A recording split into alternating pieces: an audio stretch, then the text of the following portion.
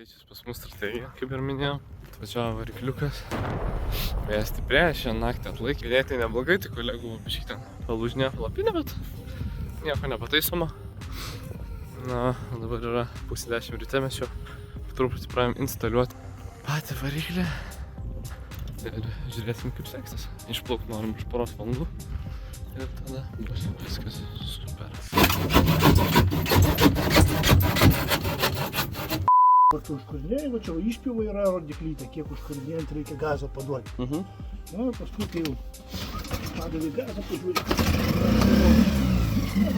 Jeigu kartais nesikurtų šaltas, yra patogas. Traukiat kortosą, užkūrėt ir tada jau važiuoja. Čia paskui dar viena rankelėlė, kuri fiksuoja pačią ploją. Ai, tai tiesiog užsisuka, ne? Jo. Truputį pasiverčia. Laisvumas įdėliuoja. Turi motoriuką, prisitvirtina. Tai šiek tiek tos priežasties, kodėl mes turim tą motoriuką, kodėl mes jau užsidėjom. Tai Nery, buvo akmenis, buvo sunku, bet mūsų nešė upės tekmės greitis, mes manevravom su irklais, mes atsistūmėm, su basliais, dar priimtina, sunku, bet Nemunas, on the other hand, mes tikėjomės, kad bus geriau, bet Nemune nėra tekmės beveik, nėra tekmės ir yra daug dambų. O tas dambas daro taip, kad mus, jeigu paneša vėjas į vieną pusę, mes užkabinam dambos srovę ir jinai vietoj to, kad neštų mus į išorę, jinai mus neša atbulai.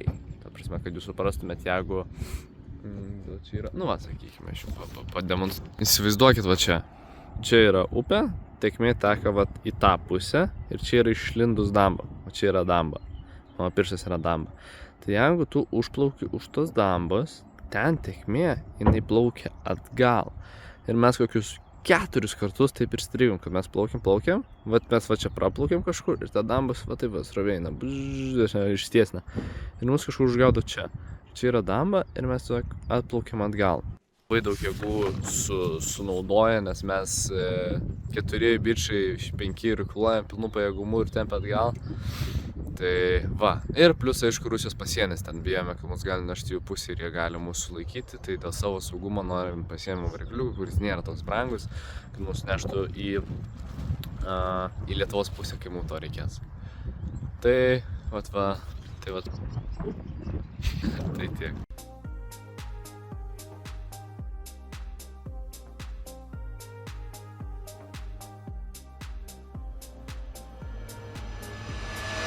Visi susėdam į galą, kad panirtų normaliai varikliukas.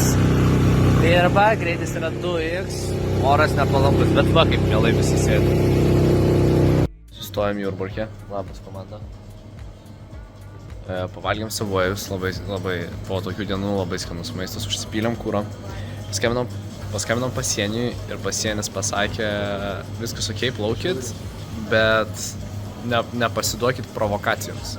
Tai mes spėjom čia, kad kažką gali būti, kad rusai bandys, bet mes pasiruošę, pasiėmėm varikliuką, žiūrėsim kaip kas. Tik pasiėmėm apie 2,5 valandas, mes išplaukėm, plauksim per naktį, nusimato audra, tikriausiai stosim, žiūrėsim kaip kas. Šiuo metu oras yra toks, kažką noriu pasakyti. Tai žiūrėsim kaip kas. Porą 100 metrų iki Rusijos pasienio. Kokios nuomonės visų?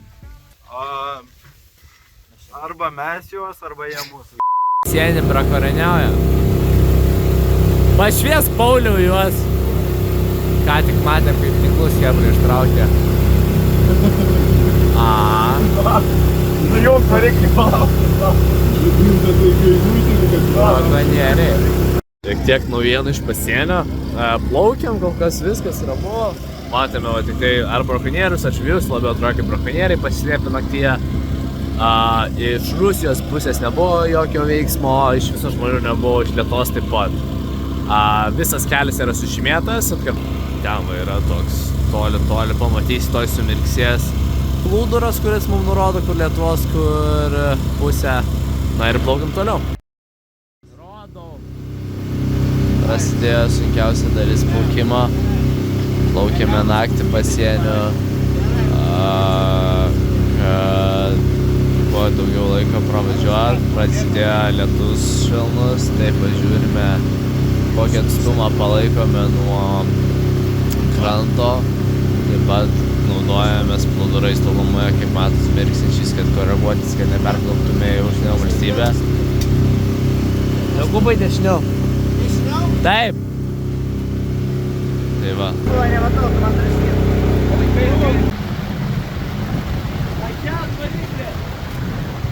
Pašviesti kažkas. Pauliau, pašvies liudytai. Įsistumėm, kad nenuplauktume kažkas, kas turi laisvą leteną. Stovim prisišvartuot kažkur čia. Patys pasieniečiai skambino, sako, nežinom, ar galim leisti toliau plaukti tokiom oro sąlygom. Žaibai vis garsėjo ir vis artėjo. Taip pat gavom informacijos, kad šiuo metu patruliuoja 2 rusų kateriai.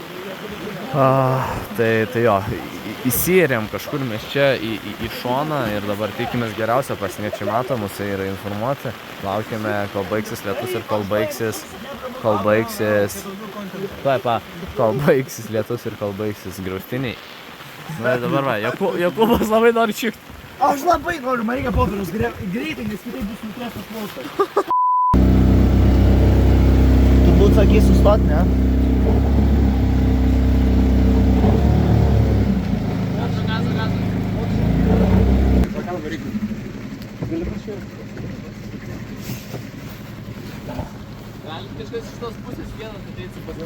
Einu. Ką, naktį išmiegojom, iškart padarėm pamainos pakaitą.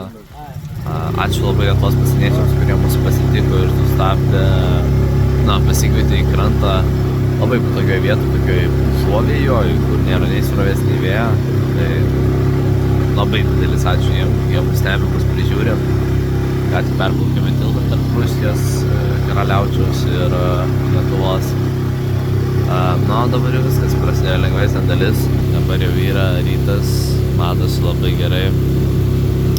Plūdurai, mums liko iki tikslo 60 km, tai vakare turėtume plaukti. Paskutiniai pusryčiai plauste koldūnai su grietinė. Kur patruliuojantis pareigūnai Rusijos pasienio? Norėkime mes savo pusėje. Vienas. Antras kartas. Nežinau, kur plaukiam. Ką tik baigėsi kuras šito bako. Šokam į rezervą, tai turim litrą rezervą ir dar biškį ten. Dabar čia mūsų 2 proto bokštai sugalvoja. Čia dar truputį yra kuro, tai iš jo įpilt į kibirą ir iš kibiro pilt ten. Iki Rusnės apie 6. Iki Rusnės apie 6 kilometrai. Tai, tikimės da šliaužt. Viskas daplauks. Modern problems require modern solutions, va. Jo, bet...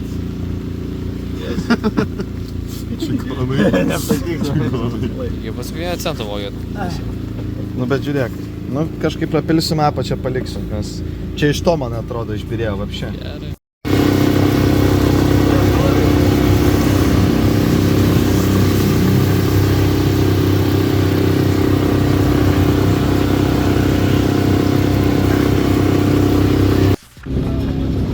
Turėjom stot mini, kad atiduoti tėvo draugui plaustą, bet nestosime.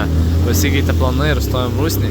Taigi važiuojam greičiau, kuro nereiks užsipilnėti, paskutiniais milimetrais komanda gyva.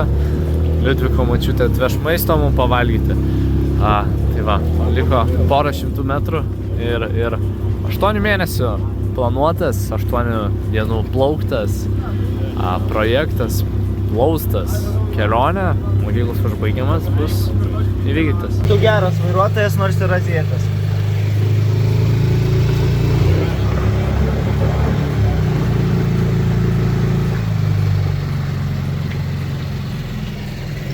Tėvai labai linksma. Ką? Gerai.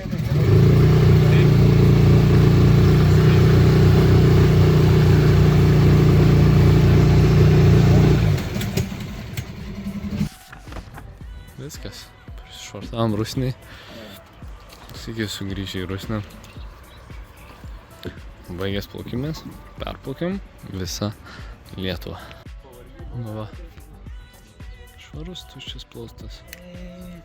Aplankė mus visi. Čia mūsų visi daiktai. Ir tai jau pusė sudėti.